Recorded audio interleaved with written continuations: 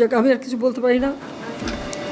সাবেক স্বৈরাচারী শেখ হাসিনা পতনের পর ভালো যাচ্ছে না বাংলাদেশ ভারত সম্পর্ক।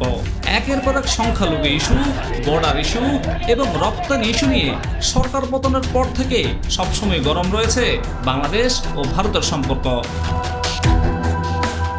সম্প্রতি ভারতের কেন্দ্রীয় স্বরাষ্ট্রমন্ত্রী অমিত শাহ বাংলাদেশের অনুপ্রবেশকারীদের উল্টো ঝুলিয়ে সোজা করার হুমকি দিয়েছেন। গতকাল ঝাড়খণ্ডে বিজেপি আয়োজিত এক নির্বাচনী সমাবেশে তিনি এই হুমকি দেন। অমিত শাহ বলেন, ভোট ব্যাংক হারিয়ে যাওয়ার ভয়ে জেএমএম, আরজেডি এবং কংগ্রেস অনুপ্রবেশ বন্ধ করছে না।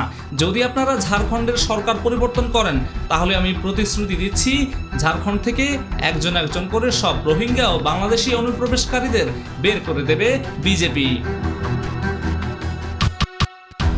তিনি আরো বলেন, মুখ্যমন্ত্রীকে পরিবর্তন করা বা জেএমএম, কংগ্রেস, আরজেডির যৌথ উদ্যোগে প্রতিষ্ঠিত সরকারের পরিবর্তে নির্বাচনে বিজেপিকে আনা উদ্দেশ্য নয়।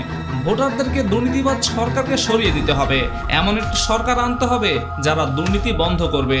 ভারতের কেন্দ্রীয় এই স্বরাষ্ট্রমন্ত্রী বলেন, যে সরকার অনুপ্রবেশকারীদের মাধ্যমে উপজাতি মেয়ে এবং তাদের সংস্কৃতিকে ধ্বংস করছে তাদের সরিয়ে দিয়ে পরিবর্তন আনতেই হবে। চাকরির জন্য আমরা উপজাতি ভাই ও বোনেরা দেশের বিভিন্ন অংশে যান। এর পরিবর্তে এমন একটি সরকার প্রতিষ্ঠা করতে হবে যে সরকার সাঁওতাল পরগনার জন্য কর্মসংস্থান নিয়ে আসবে। তবে আমরা শুধু মুখ্যমন্ত্রীর পরিবর্তন চাই না, আমরা চাই ঝাড়খণ্ডকে পাল্টে দিতে। বিজেপির এই নেতা আরো বলেন, সাঁওতাল পরগনার জনসংখ্যার শতকরা 44 ভাগে ছিল উপজাতি, কিন্তু তা এখন নেমে দাঁড়িয়েছে শতকরা 28 ভাগে। 5 বছরের জন্য ঝাড়খণ্ডে আপনাদের উচিত বিজেপির সরকার গঠন করা। তাই আমি প্রতিশ্রুতি দিচ্ছি, সাঁওতাল পরগনায় যেসব বাংলাদেশির অনুপ্রবেশ হয়েছে তাদেরকে উল্টো করে ঝুলিয়ে রাখবে আমাদের সরকার।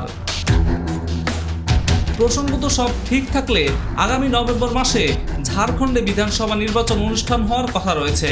তবে নির্বাচনের তারিখ এখনো ঘোষণা করা হয়নি। এরই মধ্যে আগেভাগে প্রচারণা শুরু করে দিয়েছে বিজেপি। আর নির্বাচনী প্রচারণায় বরাবর মতোই কথিত বাংলাদেশি অনুপ্রবেশকারীদের নিয়ে কথা বলছে দলটির নেতারা।